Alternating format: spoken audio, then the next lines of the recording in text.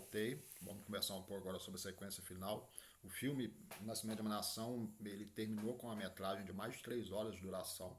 É um filme muito ousado para a época.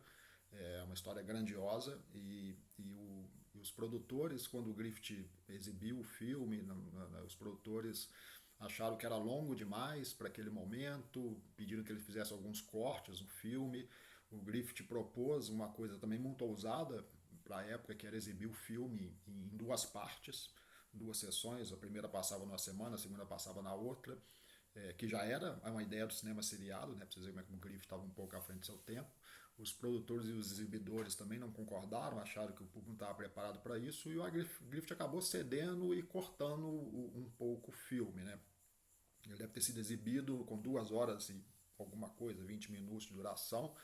Depois ele foi restaurado mais tarde, e a versão que a gente conhece hoje ele tem quase 3 horas de duração. Chega perto da metragem final do filme, que é um filme muito longo. Tá? Então ele passa por esses vários aspectos. Eu vou me concentrar agora na sequência final, depois do fim da Guerra Civil Americana. São fatos históricos que vocês já conhecem. Tem toda uma questão ali na Guerra Civil Americana entre o norte e o sul dos Estados Unidos, baseado no sistema no norte mais industrial, o sul mais agrícola, que dependia da mão de obra escrava, era a justificativa deles para esse confronto. Sugiro que vocês assistam o filme Lincoln, do Steven Spielberg, que ele mostra os bastidores jurídicos que envolve a Guerra Civil Americana e como o Lincoln é um líder nesse momento e vai desagradar basicamente o sul dos Estados Unidos, é óbvio. Tá? Então ali, depois que termina a guerra, o norte é vitorioso, o norte já tinha libertado os escravos há mais tempo, o sul vai ser obrigado a libertar os escravos. Aí tem alguns, depois da libertação dos escravos, tem alguns confrontos no sul dos Estados Unidos entre milícias brancas e milícias negras, entre, enfim, grupos que se confrontam porque é como se fosse uma extensão da Guerra Civil.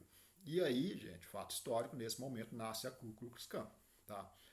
Ou seja, a elite conservadora americana não aceita a libertação dos escravos e monta essa espécie de seita muito violenta, muito sanguinária, para lutar contra a questão do racismo muito presente nos Estados Unidos, que o Griffith, de uma forma ou de outra, incorpora nesse filme. Tá? Então, essa famosa sequência final, o Griffith exercita de uma forma impressionante e revoltante, tá? Espero que vocês assistam o filme e entendam o que eu estou falando, a questão da técnica narrativa dele, porque ele pega ali uma cidade do sul dos Estados Unidos, onde acontece esse confronto, que os negros e brancos se combatem na cidade, e basicamente divide a ação em cinco sequências que vão ser montadas paralelamente. Dentro de uma casa, com a elite do sul dos Estados Unidos, as ruas onde o combate acontece, uma cabana num bosque próximo à cidade, onde estão sitiados uma família e seus talvez empregados ali da fazenda, fora da cabana, que é um grupo de negros atacando a cabana, e uma estrada onde um grupo de cavaleiros vem em salvação, entre aspas, ao que está acontecendo. Esse grupo de cavaleiros está encapuzado, é a Ku Klux Klan. Tá? Eles usam aqueles capuz tradicionais e eles vão em direção à cidade. Então, essas situações de suspense, de confronto, o Griffith monta alternadamente. O princípio dramático da montagem alternada. Ele também, da mesma forma que ele faz no teatro, ele faz fragmentos, mas agora fora do teatro, numa grande sequência gravada em locação, a céu aberto.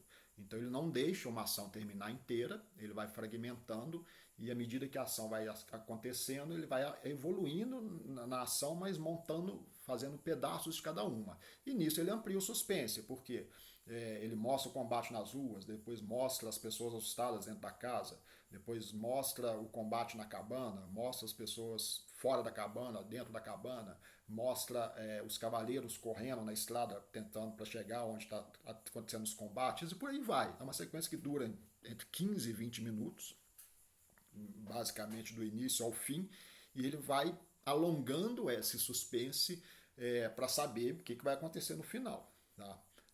Então é uma. E ele não deixa o espectador assim, entender assim, exatamente aonde que vai acontecer tal coisa. Então, no primeiro momento, os cavaleiros chegam na cidade, conseguem controlar o, o combate ali na cidade, nas ruas da cidade, são avisados que, que tem uma cabana sendo atacada, então eles conseguem resolver ali e eles saem para a cabana. Tá? Saindo para a cabana, aí tem uma outra, aí continua a outra parte da sequência em que eles têm que chegar nessa cabana e ajudar as pessoas que estão sitiadas ali. E aí ele vai numa progressão narrativa muito tensa.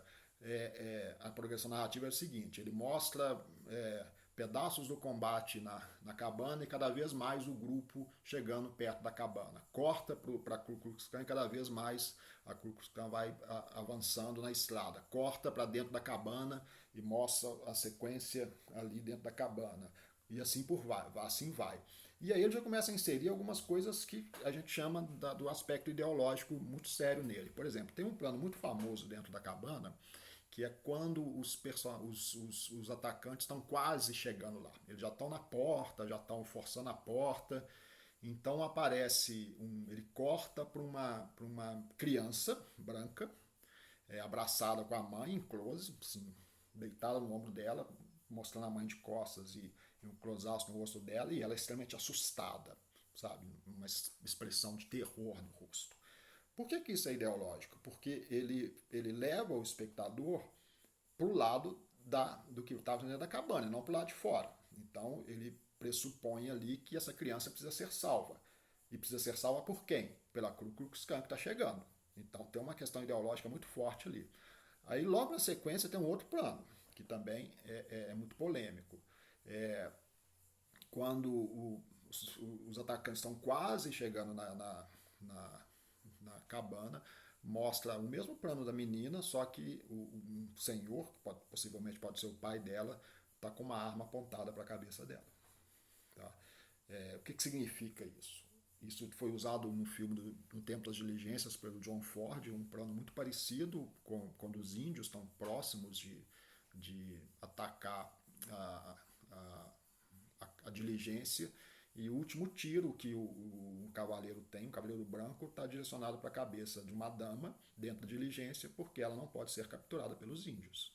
Tá? É preferível que ela morra do que seja capturada pelos índios, ou é preferível que a menina morra do que seja capturada pelos brancos, pelos negros que estão atacando a cabana. Tá? Enfim. Tem outras sequências polêmicas no filme, né? O estupro de um homem negro, uma adolescente branca, senadores negros no norte dos Estados Unidos, numa sessão do Senado com garrafas de bebidas escondidas, enfim. O Griffith despeja muito nesse filme esse teor racista dele. Tá? A sequência termina, evidentemente, com os cavaleiros chegando na cabana antes que o ataque se concretize e salva a população, salva tanto a cidade como os membros da cabana. Resumindo, quem são os heróis da sequência final? A Ku Klux Klan. Essa é a grande polêmica do filme. Tá? Eles se tornam salvadores de pessoas que vão ser violentamente atacadas, não se sabe o que vai acontecer, e são saudados na cidade quando eles chegam ali na cidade. Tá? Então tem esse aspecto ideológico muito sério. O filme o Griffith coloca ali a sua visão de pessoa da elite do sul dos Estados Unidos, evidentemente, e usa o aspecto da criatividade dele dramática para fazer com que o espectador, nesse momento, se compactue com aquilo. O filme foi um sucesso muito grande no sul dos Estados Unidos e foi um fracasso no norte. Tá? Para vocês entenderem essa relação. Lotou cinema nos Estados Unidos, no norte foi severamente criticado. O Griffith foi muito criticado pela crítica naquele momento. Enfim, teve uma polêmica toda envolvida ali. E ele tentou se defender dizendo que ele se baseou em fatos históricos, se baseou no livro e, evidentemente, isso aconteceu. Aconteceu? Aconteceu. mas usando a narrativa cinematográfica, a habilidade dele em manipular o espectador, ele coloca o ponto de vista dele. Então não é defensável, em hipótese nenhuma. Tá? Não é defensável essa justificativa dele, e ele foi muito criticado. Mas ele já era um cineasta muito famoso e ele acaba fazendo na sequência um outro filme mais grandioso com a Intolerância. E na sequência do Intolerância ele traz novamente uma inovação cinematográfica que é a chamada montagem paralela. Tá? Ele, no filme Intolerância, também é um filme de mais de 3 horas de duração. Ele conta 4 histórias, o filme é de 1917, me parece. Ele conta 4 histórias que acontecem em tempos distintos da história da humanidade. É um filme na Babilônia, né, ali na famosa cidade da Babilônia. Depois uma parte que conta entre o nascimento e a ressurreição de Cristo. É uma história baseada na noite de São Bartolomeu, quando teve confronto religioso ali na França sanguinário, e uma história ali do tempo contemporâneo do Griffith, que um jovem é acusado injustamente de um crime e é condenado à pena de morte, à cadeira elétrica. Tá? E aí, qual que é a inovação dele? São 4 histórias ligadas pelo mesmo tema, a intolerância. Atribui-se a essa motivação do Griffith a uma justificativa de que as pessoas tinham sido intolerantes com ele no filme O Nascimento de uma Nação. Tá? Então são 4 histórias que poderiam ser contadas, por exemplo, em episódios, a primeira, a segunda, a terceira e a quarta, mas ele não faz isso. Ele fragmenta as histórias. Tá? Ele subverte o tempo, então ele não deixa, como ele fez na sequência do final do filme, ele faz com os fatos históricos. Ele não deixa a ação terminar linearmente, ele corta e vai intercalando com as outras 4 histórias aleatoriamente, sem assim, o espectador é que tem que juntar as histórias. Ele vai e volta na história. No final todas elas terminam, mas terminam de forma fragmentada. Então, em alguns momentos, o espectador pode se perder, porque é um filme muito grandioso. Tá? Então ele vai. É a chamada montagem paralela. Tá? No rigor da montagem, a montagem paralela é aquela que trabalha com tempos diferentes. A montagem alternada que eles falam é aquela que as ações confluem para um final conjunto. Ou seja, o clímax é o juntamento das ações. Por exemplo, na montagem, no Nascimento de uma Nação, a montagem alternada, porque tudo vai se confluir para a sequência final. No Intolerância, não. Basta você pensar em linhas retas, né? 4 linhas retas que não vão se encontrar. Elas se encontram no tema do filme, mas não na consecução das narrativas. Na montagem alternada, você pensar em, às vezes, 4 ou 5 linhas retas que vão se encontrar no final. Essa montagem paralela, do jeito que ele usa, nunca tinha sido usada. Já tinha usado flashback, já tinha usado outras, mas não essa montagem paralela em termos de um único filme.